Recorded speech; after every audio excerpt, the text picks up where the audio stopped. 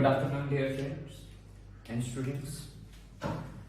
Yesterday जो lecture हमने discuss किया प्रीवियस लेक्चर में, उसमें हमने बात की थी डेफिनेशन ऑफ रिप्रोडक्शन की, और रिप्रोडक्शन की डेफिनेशन में हमने कुछ चीजों को समझने की कोशिश की, जिसमें मैंने आपको कंटिन्यूटी ऑफ जनरेशन के बारे में आपसे बात की, मैंने आपसे लिविंग ऑर्गेनिजम्स की बात की, बायोलॉजिकल प्रोसेस की बात की। लेकिन एक चीज में कल आपसे डिस्कस करने में थोड़ा मुझे टाइम नहीं मिल पाया, आज मैं उस पर बात करूंगा, that is called as physically independent. अमूमन लोगों को इसके बारे में जानकारी नहीं होती और लैक ऑफ नॉलेज की वजह से लोगों को नहीं समझ में आता कि एग्जैक्टली ये फिजिकली इंडिपेंडेंट क्या चीज है। तो मैं आपको फिजिकली इंडिपेंडेंट की बात करता हूं। अगर मैं नॉर्मल बेसिस पे फिजिकली इंडिपेंडेंट की बात करता हूं, तो फिजिकली इंडिपेंडेंट होता क्या है? फिजिकली इंडिपेंडेंट का मतलब होता है 100%, मतलब 100% resemblance to species, 100% रिजेम्बलेंस उस स्पीशीज के साथ जिस स्पीशीज को वो एक पर्टिकुलर ग्रुप को वो बिलोंग करती है। मैं एग्जांपल देता हूं, हमारे पास हम दो एग्जांपल लेते हैं। हम एक एग्जांपल लेते हैं मेल की, एक एग्जांपल लेते हैं हम फीमेल की। ह्यूमन बीइंग के मेल की एग्जांपल लेते हैं और फीमेल की एग्जांपल लेते हैं, दोनों की एग्जांपल लेते हैं। अब एक चीज आप अपने माइंड में याद रखेंगे हमेशा के लिए कि ह्यूमंस की मैं एक एग्जांपल लूं, जो मैं ह्यूमंस की एग्जांपल ले रहा हूं, तो ह्यूमन में मेल में और फीमेल में 2n मतलब डिप्लॉइड सेट ऑफ क्रोमोसोम्स हमारे पास 46 होते हैं। In male as well as female 2n number of chromosomes is equal to 46। ये मेल्स में भी होते हैं और फीमेल्स में भी होते हैं। अब इसमें से ये जो 46 नंबर ऑफ क्रोमोसोम्स होते हैं, इसमें दो सेट्स होते हैं। एक वन सेट जो होता है उसको हम सेक्स क्रोमोसोम का सेट बोलते हैं, और इसमें हमारे पास 22 जो सेट होते हैं उनको हम ऑटोसोम्स बोलते हैं। तो इसका एक मतलब ध्यान में रखना है, वन सेट का मतलब होता है 1 into 2, तो इसका मतलब हमारे पास दो होंगे हमारे पास सेक्स क्रोमोसोम्स, और 22 सेट का मतलब हो गया 44 हमारे पास क्या होंगे? ऑटोसोम्स। ऑटोसोम्स का मतलब होता है बेटा सोमैटिक क्रोमोसोम्स, और सोमैटिक क्रोमोसोम्स वो होते हैं जो बॉडी की डेवलपमेंट में सारा रोल प्ले करते हैं, ऑर्गन डेवलपमेंट सारी चीजों पे। और सेक्स क्रोमोसोम वो होते हैं जो बॉडी के अंदर सेक्स को डिटरमिन करते हैं। अब इसी बेसिस के ऊपर जब हम मेल्स और फीमेल्स की बात करते हैं, तो ह्यूमन के मेल के अंदर 2n नंबर ऑफ क्रोमोसोम 46 हो गए, और फीमेल के अंदर भी 2n नंबर ऑफ क्रोमोसोम्स कितने हो गए? 46। अब 2n 46 में क्या होगा हमारे पास बेटा? मैंने कहा ये 44 क्रोमोसोम्स को हम ऑटोसोम्स बोलते हैं, और मेरी बात आज ही दिमाग में बिठा लीजिए, जो नीट का इम्तिहान का पेपर आता है उसमें पूछा जाता है number of autosomes in human, that is 44, और आपको माइंड में याद रखना है हमेशा के लिए कि ह्यूमंस में 44 ऑटोसोम्स होते हैं। पहली चीज। अब 2n क्रोमोसोम 46 मेल में भी, 2n 46 क्रोमोसोम फीमेल में भी बेटा। इस 44 में क्या होगा? मेल में 44 are autosomes plus there is X and Y, that is sex chromosome. There is 44 autosomes plus there is X and X in female. This is the combination of factors. अब एक चीज दिमाग में रखनी है आपको हमेशा के लिए, यह है कि basic set of chromosome is always equal to 2n। ये हमेशा 2n के बराबर होता है, और बेटा ये 2n फिक्स रहता है, it remains fixed for a species. किसी भी स्पीशीज के लिए ये 2n हमेशा फिक्स रहता है, और इसी वजह से एक स्पीशीज की आइडेंटिटी जो होती है वो मेंटेन रहती है। अगर इस 2n के अंदर एक स्पीशीज के अंदर फर्क आ जाता है, अगर देखो जैसे ह्यूमंस में 2n नंबर ऑफ क्रोमोसोम 46 होंगे, इसी तरीके से डिफरेंट स्पीशीज में जिसमें 48 होंगे वो अलग स्पीशीज होगी, जिसमें 50 होंगे वो अलग स्पीशीज होगी। तो जिसमें 48 हो जाएंगे उसको आप चिंपैंजी बोल सकते हैं, लेकिन आप उसको ह्यूमंस नहीं बोल सकते। तो इसका मतलब ये 2n बहुत इंपॉर्टेंट है। तो ह्यूमंस में ये 2n कितने हो गए? 46, और यहां पर भी मेल में भी फीमेल में भी 46, तो 44XY एंड 44XX। अब ये 44XX एंड 44XY जो हमारे पास हो गया बेटा, इनमें से क्या होगा? अब एक और सवाल यहाँ पे, एक्स और वाई का कंसेप्ट क्या है? लोग बोलते हैं, मैंने बहुत सारे लोगों से सुना है, अब आप आज के बाद इस चीज पर बिलीव नहीं रखेंगे कि हमारे पास एक्स क्या है और वाई क्या है। मैंने एक चीज सुनी है कि जो लोग बोलते हैं कि एक्स की शेप एक्स की तरह दिखता है इसीलिए वो एक्स है। नहीं बेटा, ऐसा नहीं होता है। जो शेप ऑफ क्रोमोसोम्स होती है उसके ऊपर बेस करता है एक्स और वाई। हमारे पास एक्स क्रोमोसोम क्या है? ये है हमारे पास मेटासेंट्रिक क्रोमोसोम बेटा, ये मेटासेंट्रिक जिसमें दो आर्म इक्वल रहते हैं। तो दो क्रोमोसोम एक साथ जुड़ेंगे, उन दोनों के आर्म्स एक जैसे होंगे, तो इस तरीके से वो सेंटर में अटैच होंगे सेंट्रोमियर के ऊपर, तो इसलिए दोनों के आर्म इक्वल आर्म होंगे, दोनों मेटासेंट्रिक क्रोमोसोम्स होंगे, तो एक्स की शेप दिखेगा, that's why it is x chromosome.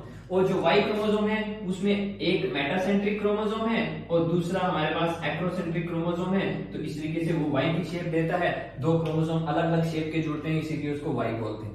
अब क्या होता है, जब भी माँ बाप से बच्चों में कैरेक्टर शिफ्ट होते हैं तो ये 44 बेटा इस तरीके से टूट जाएगा, 44XY हो जाएगा, 22 गैमेट्स बनेंगे, यहाँ पर हो जाएगी मियोसिस। कल मैंने आपको कहा था कि मेच्योरिटी के टाइम जाकर के ये नए इंडिविजुअल्स बनाते हैं। तो 22 इधर हो गया एक तरफ और 22 इधर हो गया, ये टूट के गैमेट्स में हाफ साइड बन गया। एक को मिला एक्स, दूसरे को मिला वाई, यहां पर सिमिलर है तो हम 22X लिख सकते हैं, फीमेल एक जैसे गैमेट्स हैं। अब होता है क्या बेटा, यहां पर एक चीज है जो बहुत जबरदस्त है और समझने की जरूरत है। होता क्या है कि मेल्स में क्या होगा, एनी ऑफ द गैमेट इधर एक्स और वाई दोनों में से एक डोमिनेट करेगा, जो डोमिनेट करेगा वो एक्स के फीमेल के साथ जाकर के फ्यूज करेगा। This are sperm cell, this is egg cell. मान लेते हैं इस एक्स का इस वाई के साथ फ्यूजन हो गया, तो क्या बनेगा बेटा, 22 + 22 44X and X। This is parents and this is offspring. ये ऑफस्प्रिंग के क्रोमोसोम बनेगा, मतलब this is the gamete zygote. तो जाइगोट के अंदर 44 + XX तो क्या हो गया 2n, this is n, this is n, this is n, तो n + n = 2n = 46। तो जितने number of chromosomes young one के अंदर आए उतने पेरेंट्स के अंदर आए, तो इसलिए हम इसको बोलेंगे फिजिकली इंडिपेंडेंट। जितने क्रोमोसोम भी मैंने कहा बेसिक सेट फिक्स रहता है, और जब भी बेसिक सेट का आइडेंटिटी के ऊपर रोल है, जितना बेसिक सेट मेंटेन रहेगा उसी तरीके से एक इंडिविजुअल की आइडेंटिटी मेंटेन रहेगी। तो इसमें 46 है, इसमें भी 46। अब दूसरा क्या है, हो सकता है ऐसा ना हो, ये डोमिनेट ना किया हो, इसके बदले में ये वाई ने डोमिनेट किया, इसने इस एक्स के साथ फ्यूज किया, तो क्या बन गया हमारे पास 22 + 22 44X and Y, and this is again 2n = 46। ये भी मिलता जुलता है, but remember always this X chromosome it is female determining, it is neutral, and Y it is the male determining sex chromosome। अब यहां पर क्या होता है, XX है तो XX का मतलब क्या हुआ, दिस चाइल्ड इज फीमेल। यहां पर Y है, Y हमेशा डोमिनेट करेगा, तो इस वजह से ये चाइल्ड क्या हमारे पास मेल चाइल्ड बनेगा।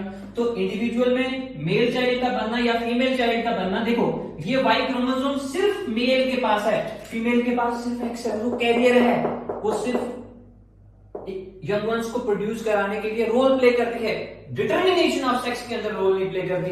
अब क्या होता है, हमारे लोगों में एक आदत है, घर में फैमिली में अगर बहू को या बहू बेटे के घर में अगर बेटी पैदा हो जाती है तो बहू को कोसना शुरू कर देते हैं। अरे भाई, उनको ये चीज समझानी है आज के बाद कि भाई जो वाई क्रोमोसोम है, जो मेल डिटर्मिनिंग है, वो तो बेटे के पास है, तो कल से पिटाई बेटे की शुरू करनी है, ना कि बहू की पिटाई शुरू करनी है। इट इज वेरी इंपॉर्टेंट कि male determining factor is present in males only, it is not present in the females. तो ये हुआ, इसीलिए number of chromosome same here and number of chromosome of the parents to the young ones, that is why they are called as physically independent. इससे आगे वाली बात पे हम बात करेंगे। अगर मैं आपसे बात करूं तो हम अगर रिप्रोडक्शन की हम बात करते हैं तो आप ध्यान में रखिएगा, रिप्रोडक्शन एक ऐसा प्रोसेस है, reproduction is a process in which new young ones are produced by grown up individuals. Reproduction एक ऐसा प्रोसेस है जिसमें नए यंग वंस बनते हैं, but they are always produced by the grown up individuals. Adults जो young ones को बनाने में हेल्प करते हैं उनको हम पेरेंट्स बोलते हैं बेटा। वो एडल्ट्स जो यंग वंस को बनाने में हेल्प करते हैं हम उनको क्या बोलते हैं? Parents. Keep it in your mind, उनको हम क्या बोलते हैं? पेरेंट्स। और जितने भी न्यू यंग वंस होते हैं, जितने भी न्यू यंग वंस होते हैं उनको हम नाम देते हैं डॉटर सेल्स। क्या नाम देते हैं? डॉटर सेल्स, या तो हम उनको नाम देते हैं ऑफ स्प्रिंग्स।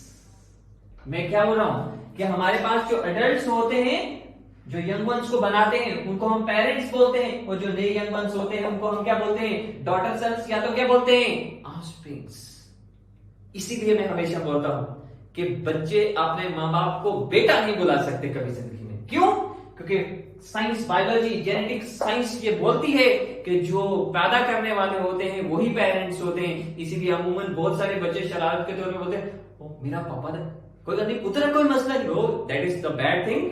ऑलवेज पेरेंट्स जो होते हैं, जो पैदा करते हैं वो पेरेंट्स होते हैं, और जो ये होते हैं उनको हम डॉटर सेल्स बोलते हैं, या तो क्या बोलते हैं? ऑफस्प्रिंग्स। एक टर्म आपको ध्यान में रखनी है आखिर में, और ये नीट का सवाल है, आपको हमेशा याद रखना है कि नीट के पेपर में सवाल आता है। रिमेंबर ऑलवेज, ऑफस्प्रिंग्स को हम डॉटर सेल्स बोल सकते हैं। Offsprings are called as daughter cells, but daughter cells they never be called as offsprings. Offsprings को हम डॉटर सेल बोल सकते हैं, लेकिन डॉटर सेल को कभी भी हम ऑफस्प्रिंग्स नहीं बोल सकते, क्योंकि जो डॉटर सेल्स होते हैं they are the copies of the parents, इधर दे आर प्रोड्यूस्ड एसेक्सुअली और सेक्सुअली, बट जो ऑफस्प्रिंग्स होते हैं they are the copies of the parents which are produced by sexual reproduction only. तो इसीलिए इसका एक और लॉजिक भी है उसके पीछे। जब हमारे पड़ोस में या हमारी फैमिली में किसी के घर में कोई नया बच्चा पैदा हो जाता है तो हम उसको देखने के लिए जाते हैं, तो क्या हम कभी ये बोलते हैं भाई किसी के घर में डॉटर सेल पैदा हो गया, चलो उसको देखने चलते हैं? नहीं होता ऐसा। हम हमेशा क्या बोलते हैं कि किसी के घर में एक नया बेबी पैदा हुआ है, किसी घर में एक नया बच्चा पैदा हुआ है, उसको देखने के लिए चलते हैं। तो इसका मतलब बच्चा या बेबी जो होता है उसी को ऑफस्प्रिंग्स बोलते हैं। अदरवाइज बाकी जो यंग वंस बनते हैं, जैसे हमारे पास प्लांट के ऊपर नए प्लांट्स बन गए, सीड्स के अंदर से डायरेक्टली बन गए या वेजिटेटिवली बन गए, तो वो डॉटर सेल्स कहलाएंगे, ऑफस्प्रिंग्स नहीं कहलाएंगे। तो आज के लेक्चर के लिए बहुत बहुत शुक्रिया। कल इंशाल्लाह हम फिर इससे आगे बात करेंगे। Thank you very much.